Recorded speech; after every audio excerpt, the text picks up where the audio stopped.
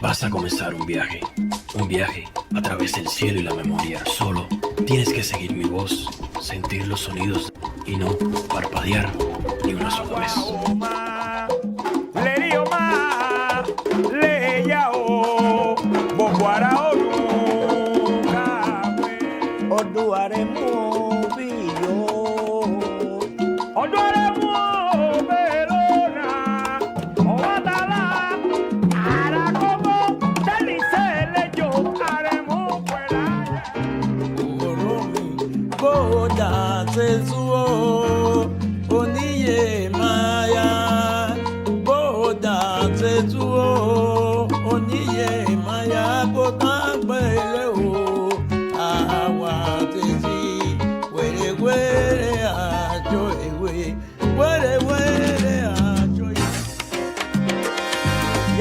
Lleva arriba, becama, cañota así, cañota así, otochana, aro obvio.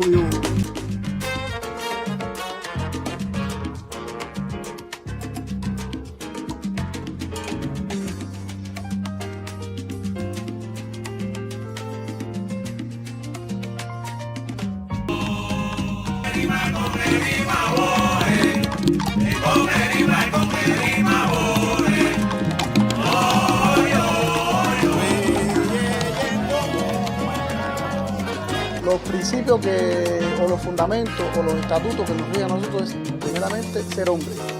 Segundo, ser buen hijo, ser buen hermano, respetar los estatutos que establece nuestra religión desde el punto de vista de los valores sociales, los valores humanos, los valores éticos.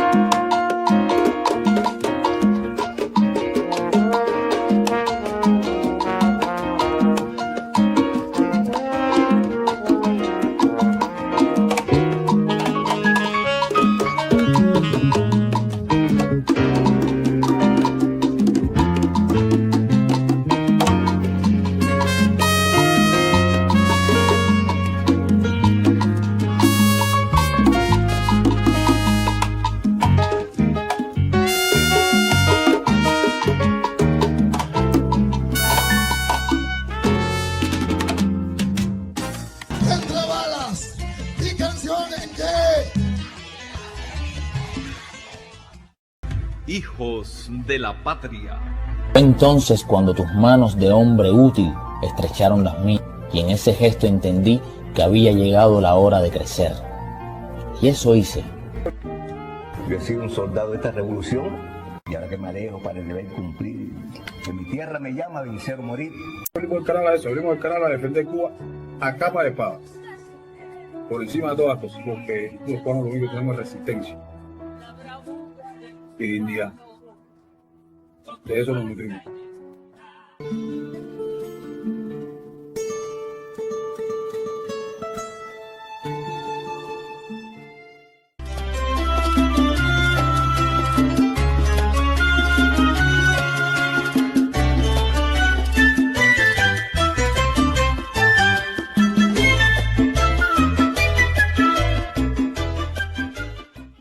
Como aquel Juan humilde que salió de las entrañas de ese pueblo para integrarse al cuerpo rebelde de la nación y que en su primer combate dejó en un grito, en esa frase que lo inmortalizó, la respuesta definitiva de Cuba, de nuestra nación, a quienes intenten rendir. Aquí no se rinde nadie. Hacer un análisis de la participación de Cuba en la 78 sesión de la Asamblea General de Naciones Unidas nos obliga a hacer una referencia a un evento que ocurrió anteriormente en La Habana, que fue un antecedente para la participación de Cuba y de los países del sur en esta cumbre, en esta sesión de Asamblea de Naciones Unidas, que fue precisamente la celebración en La Habana de la cumbre de alto nivel del Grupo de los 77, que versó sobre el tema de la ciencia, la tecnología e innovación para dar respuesta a los retos y desafíos actuales de los países del sur. Como conocemos, Cuba, desde que adoptó la presidencia, o que acogió la presidencia pro tempore del Grupo de los 77, se propuso realizar una presidencia realmente activa y aportadora, que permitiera rescatar principios fundacionales, que permitiera propiciar un debate realmente inclusivo, participativo, que llegara a consenso en los países del sur sobre los temas fundamentales que sufrimos este grupo de países y sobre la manera en que podemos enfrentarlo y superarlo. Y yo creo que la cumbre del Grupo de los 77, a partir del tema que abordó, logró como una síntesis, como ya un consenso más acabado sobre estos temas. Entonces la cumbre yo creo que tiene varios aspectos en los que hay que detenerse para significar el éxito de la misma. Primero, hay un reconocimiento al papel activo que ha desarrollado la presidencia cubana en el Grupo de los 77. Por otra parte, un alto nivel de participación. La cantidad de jefes de Estado y de Gobierno que asistieron, la cantidad de países que asistieron, demuestran una capacidad de convocatoria alta y de alta participación, lo cual ya no es común en las cumbres y en los eventos internacionales que se desarrollan, sobre todo después de la pandemia. Por otra parte, estuvieron presentes los principios fundacionales del Grupo de los 77. Yo creo que fue un tema original, un tema necesario, pero un tema original, un tema que no siempre es el que es tratado en un evento de este tipo y al que tenemos derecho los países del sur, porque también en el acceso al conocimiento, en el acceso a las tecnologías, hay muchas brechas que hay que resolver y que están implicadas entonces con todas las problemáticas que viven nuestros países. Yo creo que hay dos elementos de consenso fundamentales en la cumbre de los 77. Se reconoció como hechos fundamentales que provocan los problemas que estamos enfrentando, el orden económico internacional totalmente injusto, no inclusivo, antidemocrático, que impera y que por lo tanto crea brechas entre norte y sur. Aleja cada vez más a los países en desarrollo de esa posibilidad de desarrollo, hace más ricos a los ricos y más pobres a los pobres. Y el otro elemento es que se define bien que la problemática que hoy más afecta a la humanidad es una crisis climática. Ya no solo se habla de cambio climático, es que se habla de una crisis climática. Y a partir de estos dos elementos, digamos, son transversales en la situación de los países del sur, se empiezan entonces a distinguir las brechas que existen en el desarrollo entre norte y sur. Y además en la cumbre se hacen propuestas que son las más difíciles ahora de implementar, porque llevan no solo una voluntad política de los países del sur, llevan una participación con una responsabilidad compartida y diferenciada por parte también de los países del norte, sobre todo en las formas de financiamiento de los países del sur para poder superar estas brechas. Y todas esas propuestas quedan muy bien recogidas en la Declaración de La Habana, que es una declaración, yo diría, contundente y es una declaración robusta en función de los principios del sur. Y la cumbre también permitió desarrollar todo un grupo de encuentros bilaterales con los jefes de delegaciones que asistieron a la misma y que da la posibilidad también a Cuba de actualizar en su relación bilateral con un grupo de países, una alta participación también de organismos internacionales con los cuales también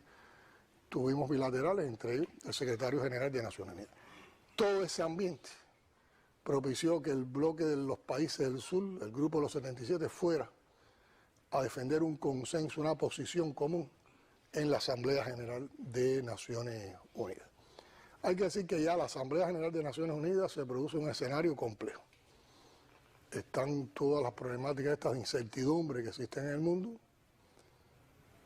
Uno ve que hay mucho impacto en Estados Unidos ante el desarrollo de China y el papel que juega Rusia hoy en el campo internacional.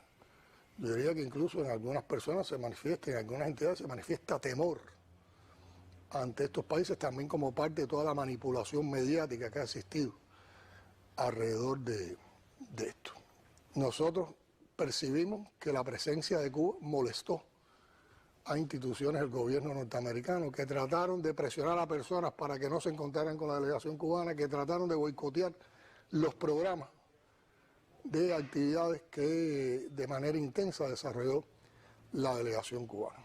Pudimos apreciar también una contrarrevolución vulgar, desmovilizada, que trató también en vano intento de entorpecer la participación cubana y que por supuesto para nada lo logró. Y también vimos la cantidad de personas en diferentes sectores de la sociedad norteamericana que apoyan a Cuba, que buscan el restablecimiento de relaciones, que buscan una relación normal y civilizada entre nuestros pueblos y que están en contra de la política injusta y criminal del bloqueo.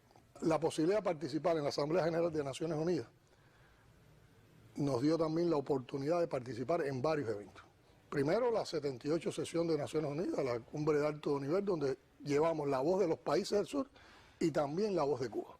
Y ahí ratificamos todo un grupo de posiciones con relación a la voluntad de continuar construyendo el socialismo en Cuba y también de denuncia al bloqueo y a todas las medidas de recrudecimiento del mismo, así como la inclusión en la lista de países terroristas que forman parte de la política de máxima presión y asfixia económica que juega el gobierno de los Estados Unidos contra Cuba. Y también defendimos las voces de los países del sur a partir de los consensos que habíamos alcanzado en la cumbre de los 77. Pero también pudimos participar en una cumbre sobre objetivos de desarrollo sostenible, ahí llevamos la voz del sur, participamos en un debate sobre financiamiento al desarrollo y ahí también llevamos la voz del sur, participamos en un debate sobre ambición climática y también ahí llevamos la posición del sur y también lo que se proponía Cuba y la manera en que Cuba quiere aportar a la descarbonización, a la mitigación de los efectos del cambio climático. También participamos en un debate sobre las experiencias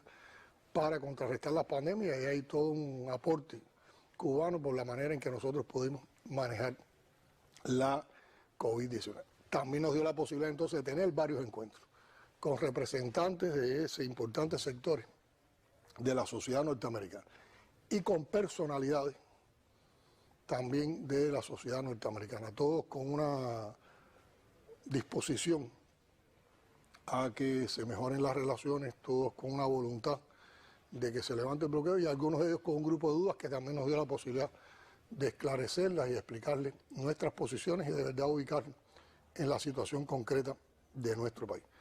Entre esos sectores pudimos conversar con representantes del sector deportivo, del sector religioso, del sector de ciencia, tecnología e innovación, del sector de la salud, representantes del sector de la cultura, empresarios norteamericanos que tienen negocios o propuestas de negocios con Cuba o voluntades de negocios con Cuba y también empresarios cubanos que radican en Estados Unidos y que también tienen que comparten estas mismas voluntades y con residentes cubanos en los Estados Unidos. Y yo diría que también hubo un grupo de hechos muy significativos que van mucho al sentimiento revolucionario en los cuales pudimos participar y que yo creo que guardamos profundamente en la memoria de los que fuimos miembros de la delegación. Primero es la visita al memorial a Malcolm X y poder desarrollar un homenaje a Malcolm X con todo lo que representa Malcolm X como luchador por la justicia social y sobre todo en la víspera del día en que se conmemoraba un aniversario del encuentro histórico entre Fidel y Malcolm X en Nueva York, cuando Fidel, el Departamento de Estado, le negó la posibilidad de que se hospedara con seguridad en hoteles norteamericanos y Malcolm X lo acogió en el barrio de Harlem y en el histórico Hotel Teresa. Ese fue un hecho que conmovió a los cubanos que participamos, pero que conmovió también mucho a los norteamericanos y que tuvo una determinada repercusión en la sociedad norteamericana. Visitamos la iglesia de la Transfiguración. Esa es una comunidad que fundó el padre cubano Félix Varela. Ahí se le reconoce una importante labor como intelectual, una importante labor educativa y una importante labor como humanista. Y desde ahí Félix Varela escribió muchos de los artículos que se refieren a la independencia de Cuba, donde dio consejos para los jóvenes, todos ellos muy conocidos. Por lo tanto, haber también tenido la oportunidad de rendir un tributo al padre Félix Varela con lo que representa para los cubanos, porque fue un exponente fundamental del independentismo. En ese escenario en particular fue también muy gratificante y aporta mucho en el acervo histórico, en el acervo cultural de todos nosotros. Visitar el People Forum, la sede del People Forum, una sede para un grupo de jóvenes norteamericanos, defensores del socialismo, amantes de las ideas del socialismo, estudiosos de las ideas del socialismo, que desarrollan todo un grupo de campañas también en función de la justicia social, del mejoramiento humano, y que son muy activos en la defensa de Cuba en los propios Estados Unidos. Y yo creo que la visita cerró con broche de oro, con sábado por la noche, en un teatro de una entidad pública de los Estados Unidos, una concentración de más de 700 norteamericanos, en una noche lluviosa, además, en solidaridad con la Revolución Cubana y la Revolución Bolivariana de Venezuela. Y también fue otro momento donde pudimos expresar nuestra idea y agradecer a esos sectores del pueblo norteamericano que apoyan la lucha del pueblo cubano por todo ese apoyo. Yo creo que, en síntesis, estos elementos que tienen que ver con la manera en que participamos en todo un grupo de momentos demuestran la connotación de la visita, lo importante de la visita para levantar nuestra voz, para levantar la voz del sur y para romper el aislamiento al que nos quieren someter como pueblo y como revolución. Yo creo que de eso salimos fortalecidos, salimos también reforzados en nuestras convicciones. Y bueno, al llegar a Cuba, las situaciones de emergencia que estamos viviendo en estos momentos y que vamos a enfrentar también con toda madurez, con toda inteligencia, con toda valentía para superarla y evitar que se nos sigan complicando las situaciones que chocan tan adversamente en la vida de las cubanas y los cubanos todos los días, producto fundamentalmente del recrudecimiento del pueblo. Yo creo que con esto es en síntesis los elementos valorativos sobre la participación de Cuba en la Asamblea General de Naciones Unidas. Esta fue la sierra que nos tocó. Este es el 23 de julio que nos tocó. Este es el grapa que nos tocó y aquí es donde hay que estar. Entonces nos tienen que matar. Nosotros planteamos que si debemos afrontar un periodo especial en época de paz, un duro periodo especial, nuestra tarea no debe ser solo la de sobrevivir, sino incluso la de desarrollarnos. Esos valores ahora estarán presentes. Ahora a este país se le pide un internacionalismo, una misión internacionalista extraordinaria. Salvar la revolución en Cuba, salvar el socialismo en Cuba. El enemigo está pensando en leyes Torricelli, leyes Helm-Burton, para agravar las dificultades del país, para promover el descontento, para promover el desorden en el país, que ha costado mucho esfuerzo, mucho trabajo y mucho sacrificio establecer, crear un país unido, crear un país ordenado, para que vengan estos bandidos imperialistas a explotar todas estas condiciones para dividir al pueblo, para reblandecerlo, para crear el descontento. Es la hora de salvar la revolución, de salvar la patria, de salvar el socialismo, de salvar la independencia del país. Y con esos valores no se juega, ni se puede jugar, ni podemos permitir que se juegue. Y ese será el más grande servicio internacionalista que pueda prestar nuestro pueblo a la humanidad.